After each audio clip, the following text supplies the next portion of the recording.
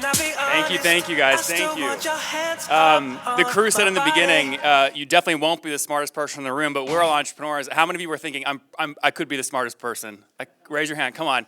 I'm excited to be here. I'm not the smartest person. The crew has done a great job at bringing some really talented people together that I just want to point out so that as the conference goes on, you maybe know who to go mix and mingle with. I mean, we've got Tim with SaaS Group. Tim, are you still in the house somewhere? Tim's right here in the front.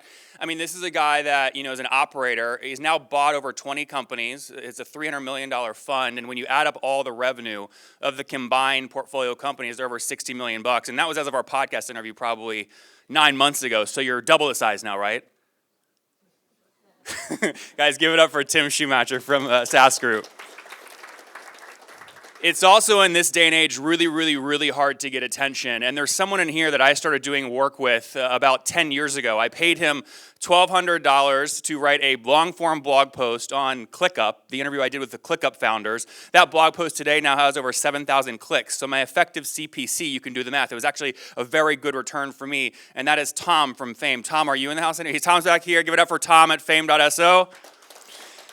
Works with a lot of great media brands on launching and executing their podcast strategy, now at like 50, 60, 70 people. I lost count, but again, super, super talented. And then we've got great bootstrappers in the house, like Stefan. Are you here with Expandy? Stefan and Glenn, the crew over here at Expandy, bootstrapped over $10 million of revenue. Give it up for Expandy.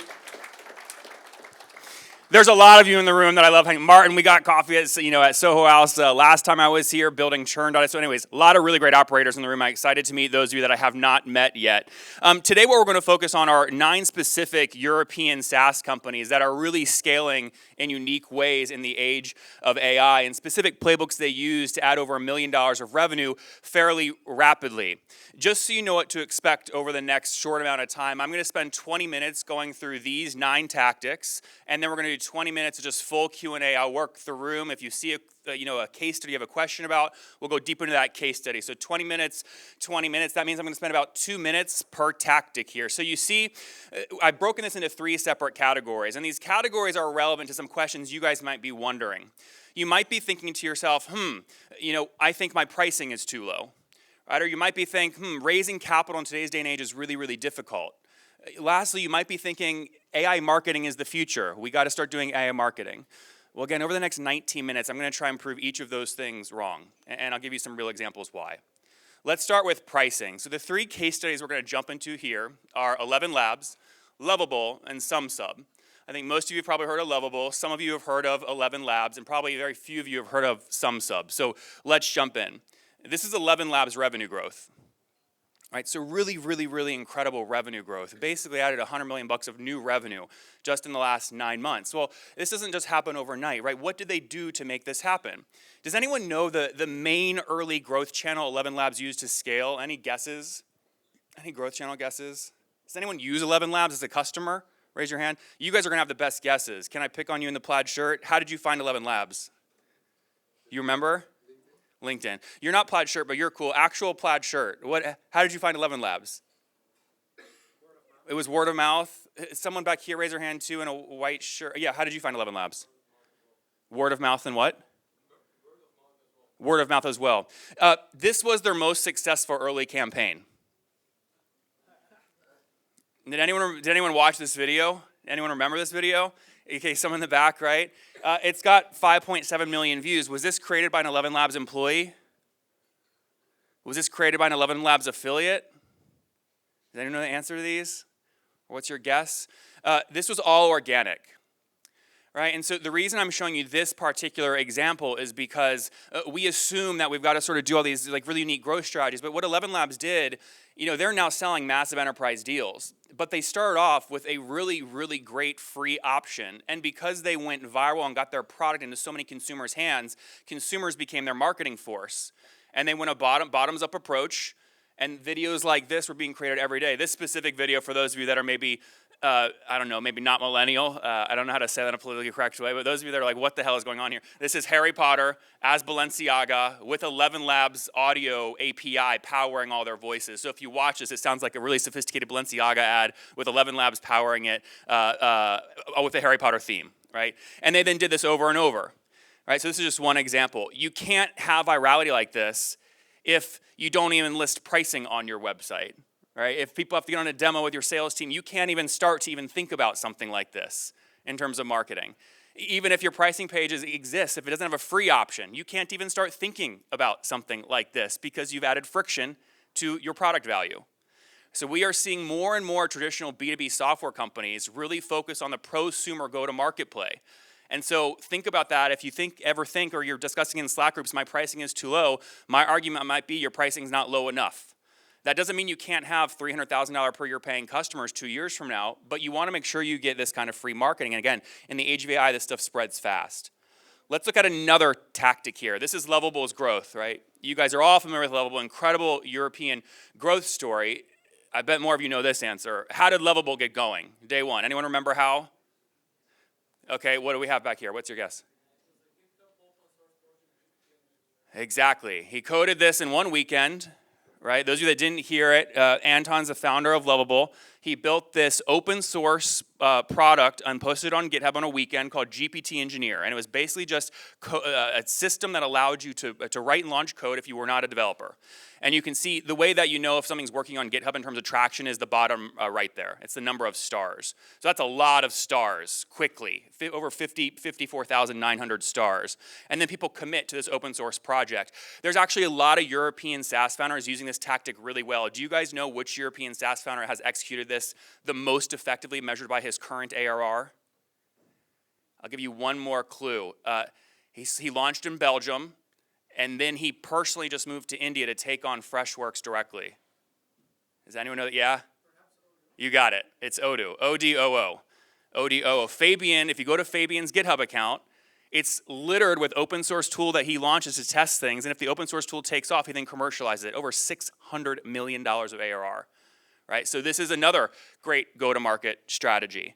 Now, if you're going, man, Nathan, I'm not launching a dev tool or something like that. How can I execute this strategy? Well, these are about 12 different ways you could execute the same strategy if you're building a marketing tool or a sales tool. The idea is you just go claim a specific domain or keyword. On GitHub, it was GPT Engineer, but if you're building a sales app and you want to get going on, maybe it's a paywall, something, you go on Stripe, you look up the hot keywords in their marketplace, and you go rank for one of those keywords with a free tool, right? Same strategy applied to all these things. What I will also tell you is there's a lot of folks, a lot of companies launching, oh, this is much better. Is this better like this? Sorry. In the back, just like raise your hand and I'll do that next time, okay? And maybe the audio team can help me out too. If I get quiet, you can speed me back up. But what's happening here is it's really hard to rank in the HubSpot App Exchange because it's so busy, right? There's already so much competition. What you want to be on the lookout for are these hot new AI companies that are also launching their own integrations marketplace, and go get in them quick. Right? If 11 Labs launches a marketplace, go get in there quick, right? There's a ton of B2B SaaS users there, et cetera. So these are all, some ideas for you. Lastly, this is again this is number 3 out of 9, right? And this is going to be SumSub, which I think many of you guys maybe have not heard of, right? But they just broke $70 million of ARR. And in this world, whether you like it or not, especially, I'm coming from an American here, we love American football in America. And the reason American football works so well, it's a massive brand, massive business, is because there's 2 competing teams. There's a defined board game, who can move the football and score touchdowns, and there's a definite end. There's 4 quarters, and whoever has the most points at the end wins, right? There's an enemy, and you're competing. Anti-marketing is really effective in today's day and age, in our polarized world, and SumSub did this really well. They were the anti-Photoshop early on. It's how they got traction. So if you're looking to get going early on and you don't have a massive marketing budget, think about how do you tell a really compelling story that is anti to something that's very familiar to the world. Right? This is another great way to get early traction. Here are some other examples, just quick, of anti. Right? Slack, enemy of email. Linear, enemy of Jira. And Airtable, enemy of Excel. This is enemy marketing. So in summary, again, I'm going to summarize this first 3 tactics here. This is the good thing to screenshot and drop on your Slack account if you want to get your team thinking. If you're thinking my price is too low, again, I would argue it might not be low enough. You can't execute a 11 Labs strategy without a free version of your product. You cannot execute a Lovable strategy if you don't release free open source code. And you cannot launch a strategy like SumSub if you don't have a free tool that allows people to align to what they hate, the anti-Photoshop. Right? So consider that in this new age of marketing. Let's jump into section 2 here, all right? Now, before I get into these next 6 growth tactics, one of the things I want to give you guys is a framework to think about everything you're going to learn today, because we all get like sprayed with growth tactics. And what I would tell you is every tactic is not right for every one of you at the specific point in time that you are in your specific niche. So how should you think about which tactics to take home and actually execute? If there's one thing I've learned from my podcast, where I've interviewed over 3,000 software founders, it's the fastest growing founders use the same 33 growth tactics over and over, and these are those tactics. Now, right now, they look like they're sort of floating, so let me anchor these in something that is a much better picture for you to take on your phone 3 slides from now. There are fast tactics, and there are slow tactics. And then there are expensive tactics, and there are cheap tactics. If you're a bootstrapper, right, which quadrant of tactics do you want to focus on first? Upper left, upper right, bottom left, or bottom right? On the count of 3, say your answer. 1, 2, 3. We are cranking today. Who cares about this weather? That's exactly right. You want things that work fast and that are really cheap, upper left. Right? So let me add some colors to this so you know who on your team, the job title, should be doing each role. Right? This is what that looks like. Right? Purple is whoever's leading your partner or influencer marketing. Yellow is all your paid. Right, that teal color is your outbound BD, and then you see orange there is content, and then virality is engineering, right? Engineering virality. So again, just to sum this up, don't get overwhelmed by this, but the way you want to move through this graph as you're growing all your companies is upper left, if you're less than $1 million of ARR, then upper right, right? Do the slow stuff, but still stay cheap. And only after you're above $3 million of revenue should you start experimenting with the things that are more expensive, right? Below the line, right? Bottom left and bottom right. So with this framework in mind, let's jump into the next 3 growth tactics. And the idea behind these are, people say right now, and I hear it all the time, Nathan, it feels like it's really, really difficult to raise capital. Now, out of curiosity, raise your hand if you guys are, actually, let me define it first. I'm going to call you bootstrapped if you've raised less than 1x your ARR, okay? So raise your hand if you're bootstrapped. Raise it high. Okay, now look around so you can see who else is bootstrapped, so you know for the round tables later who you want to hang out with. Those are bootstrappers. Okay, hands down. And now raise your hand if you're just like, listen, Nathan, I get it. I've raised money. I got the TechCrunch article. It's $1 billion or bust for me. Raise your hand if you're in that boat. Nothing wrong with that boat, just a tougher boat. Okay, we got 2. Okay, there's a therapy session room in the back, you 2. It's just built for you. There's 2 chairs. It's like confession at church. Just go at it, okay? Anyways, you can go either way. It doesn't matter which way. What I want to focus on now is when you should raise money, right? When folks are funding and they're funding aggressively. We're going to focus on CyberSmart, Cognism, and Ricardo's in the room too, so we'll give some love to BetterPick as well. Let's do CyberSmart. This is their revenue graph. Right, so cybersecurity company, UK-based in London, over $15 million of revenue, right? So how did they do this? Well, let me show you some of their spend. The purple line here is they spent $200,000 on channel partners, and that purple line is the revenue they got from that spend on the y-axis, the left axis, right? So they spent $200,000 to get $118,000 of ARR. Not too bad, right? It's, what is that, like a 16, 17-month payback period, right? Something like that. So not terrible, right? But the bottom line's even worse, right? The bottom line is they were going direct. They were marketing direct. You know, think of this like ABM, et cetera. Marketing direct, spent $800,000 to get $85K of new ARR. And this is real data, right? Shared with their permission, because you see this is all labeled. You guys see those LinkedIn posts where people post the big lines and there's no axes? And I'm like, what the hell is going on here? We need the axes, right? What's the revenue, right? These have real axes, right? And so the reason that this works so well is because he identified a channel that returns. And so this is what we do at FounderPath. We funded CyberSmart with $1.45 million to help him continue scaling bootstrapped and its debt. He pays us back over time. So we love supporting all of you guys that raise your hand that are bootstrappers, founders like you that have found a growth channel that works. We're investing out of our 3rd fund. Let's jump into Cognism, right? Really great company, a lot of competitors. You guys probably raise your hand if you know Cognism, you've heard of them, right? A lot of competitors, ZoomInfo, tons of data companies. Here's their revenue, right? Now, again, the only reason I have this data is because I have the CEOs on my podcast, and I just grill them. I just, give me all your numbers. Anyone listen to the show? Raise your hand. Any listeners? Okay. Anyone that's more brave who's been on it live? Tim, Ricardo, okay, Tom, yeah. You guys should all come on. It's just, I'm friendly. I'm just like an American friendly guy hanging out in Amsterdam at Soho House. Come by, let's record a session. It'll be great. All right? So 83K of AR. How do they do it? This is what they told me. right? 60% of their paid spend, which is driving most of their growth, is actually LinkedIn ads, right? And the thing you should focus on here are some of the targets, right? So that might shock you, that first bullet point. He told me they are spending $1,000 per click on some LinkedIn keywords that they know will deliver high ACV accounts. Remember, the folks that are going to win in any space are the ones that can pay the most for a customer. So if he can truly pay $1,000 cost per click for a keyword he's identified that drives high ACV accounts, that is a winning formula all day long until it hits diminishing returns, right? Until the audience declines, right? CTR, you want to be beating 1.5%. When you open up your LinkedIn ad console, if you're not above 1.5%, after the ad's been running for a week, 2 weeks, you should kill the ad, launch new creative. And then I'll give you a format here to get going if you're not on LinkedIn ads yet. One piece of content I want to give you guys, though, a lot of people don't know that you can do this. This is the link. Just like, with the US elections, everyone made Facebook make all the ads public for every fan page. LinkedIn, you guys know LinkedIn has the same thing. If you go to this link, you can look up all your competitors' ads for free. It's no cost. So if you just make a note to check this once a month and then see what ads your competitors keep running, that probably means they're the highest returning ads. And you should take something from the creative and their headlines, etc. Right, that's actually what you see on the right side here, right? This is right in the LinkedIn ad library. It's Cognism ads running right now. They actually don't have a lot of variety here, right? They're basically rotating through 2 creatives, and if you can read the text, they're only rotating actually through two types of copy and only 2 call to actions. The game with these ads is how do you get a volume of ads launched quickly and then track and train over time. Right, so that's ads. Here's another example, Paragon. Use paragon.com. Here's their revenue growth.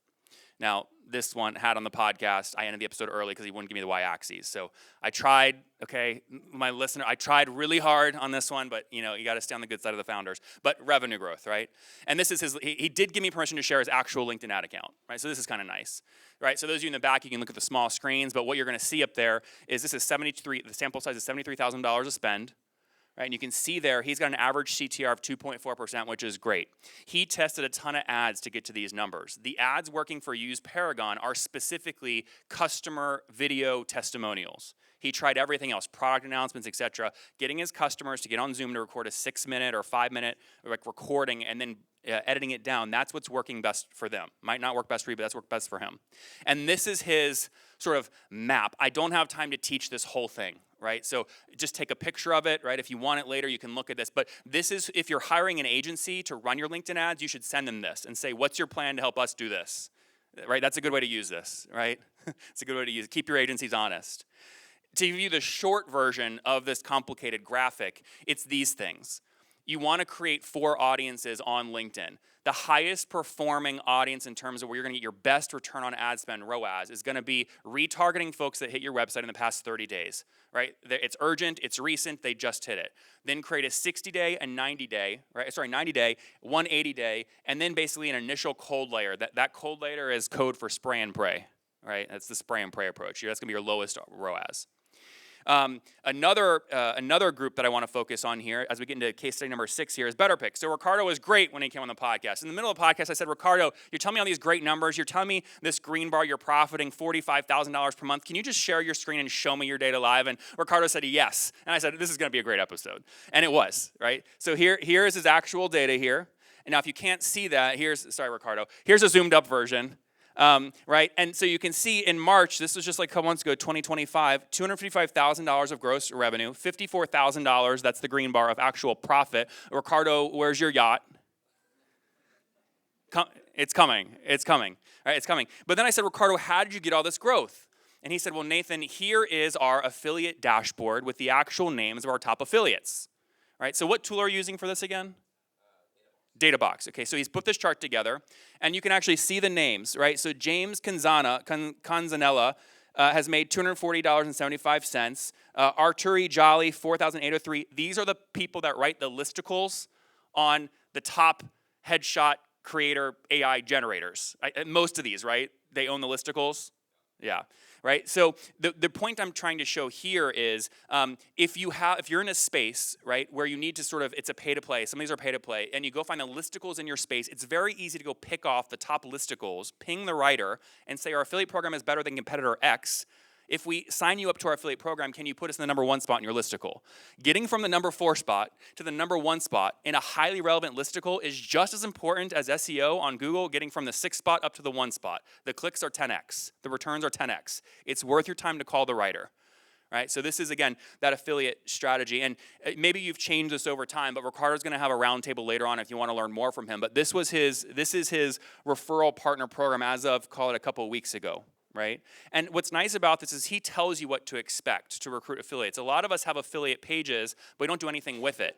He says specifically, you can expect a 9% conversion rate, and you can expect to earn $2.50 per click that you send us. So if someone has an email list of 50,000, they know they can send 1,000 clicks. In their head, they're going, whoa, I could make 2,500 or whatever it is from the send. So that's really important. Another company that has gone from 0 to 50 million bucks of revenue recently follows this exact same strategy, Gamma. Right, let's look at Gamma. They just posted this like literally 2-3 days ago, right? I said I have to put this in the slide deck. Here's their revenue growth. I know that's legit because it's right out of Stripe, right? It looks just like Stripe, although AI can probably fake Stripe screenshots here shortly. That'll be a popular use case for all those build in public folks on Twitter.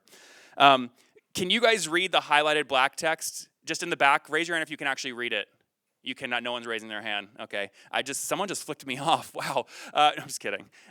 So what you can see here, this is what I have highlighted. I'll read it. This is very different from what we do in B2B SaaS historically. What this black text says is start with 10 to 20K per month as a budget for influencers, right? But here's what they say, commit to 6 months minimum. Most of us, what we do is we say, we'll only pay you if you drive a sale, right? It's purely variable. The problem is there's power laws in the influencers in your space, right? There's only 5, right? Or maybe 10 that drive the most volume to your competitors. So to pick them off, to get their attention, you might have to ping them a random LinkedIn DM and say, I'd love to have you promote our product, willing to pay 5K up front.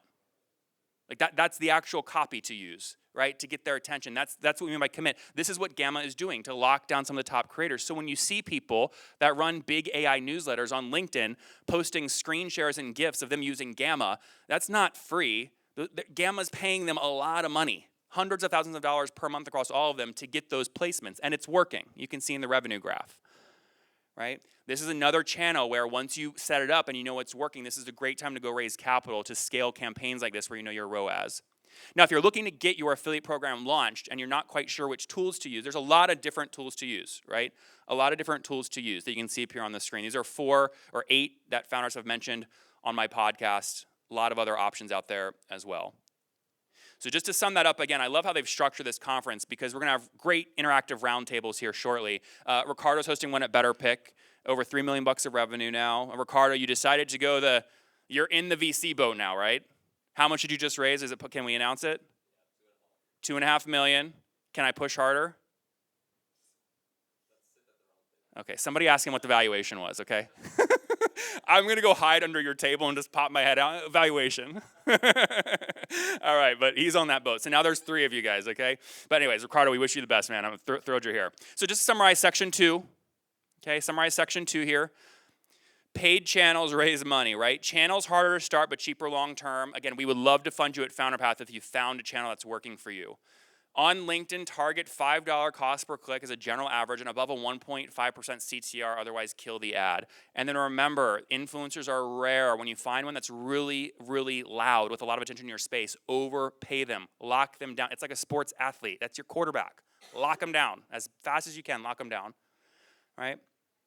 So we've covered those 6 growth tactics so far. And again, where we're at today at FounderPath, I don't publish and I cannot publish data from companies we've funded because obviously that's private. All the data you're seeing me share right now is from public recorded podcast episodes that we've done. But when we find these teams that are growing very, very fast, again, we love, love, love funding them. And we just got rid of all of our underwriter folks, right? So we're 5 people. We've deployed $220 million into 500 companies. And this is how you get a capital offer. You just click, whoops. Okay, maybe the GIF won't work, but there's like a capital raiser card, and you just connect your Stripe account, and then we write a 10-page memo in 2 minutes with a capital offer. If you type in the chat, yes, you tell us what bank to send to, and we wire. The first time we did this, I said, oh my God, we just got frauded for $500,000. Was this a real thing? It was, like the AI worked. But we're trying to build the first AI investor that's deploying capital under 2 minutes. with just pure AI and agents on the back end. So we're thrilled to be backing a lot of founders today at FounderPath. Let's wrap up here. We're going to spend about 5 more minutes on these before going live over to you guys and Q&A. So a lot of folks are thinking the future of marketing is all AI marketing. But in a world where in a space where the whole world is going one direction, as you guys know, good marketing always goes the other, right? And that's how you stand. You have to be the anti-whatever is most popular in your LinkedIn feed, right? Go ahead, Georgie. Oh, go to questions. Okay, we'll stop here then and go to questions. Actually, here, I'll go very fast just for Georgie, okay? OmniSend, 151,000 clicks, bootstrapped, $50 million of ARR, right? How do they do this? Pure SEO play. Copy this worksheet, make your SEO team use this every time they publish an article. If you don't have humans to do SEO, feed this to Claude, Perplexity, whatever you use, just feed this worksheet to them. It's what OmniSend has used to drive their domain rating up, their traffic value through the roof, $3 million to $50 million bucks of ARR, and Ritus has told me his main growth channel was SEO, right? The future, and this is how he structured his team for SEO, right? So you get a sense of sort of how that's all structured. It's all under his VP of growth, about 15 people now. And this is the reason this is important is this is the new homepage of the internet, right? So if you're searching your company here, like search what do you usually search? If you're not showing up, you're screwed. You don't exist, basically. I mean, you have like maybe 6 months to get here. And if you don't, you're really just, revenue is going to drop, churn is going to happen, your inbound is going to just drop. This is the new homepage of the internet.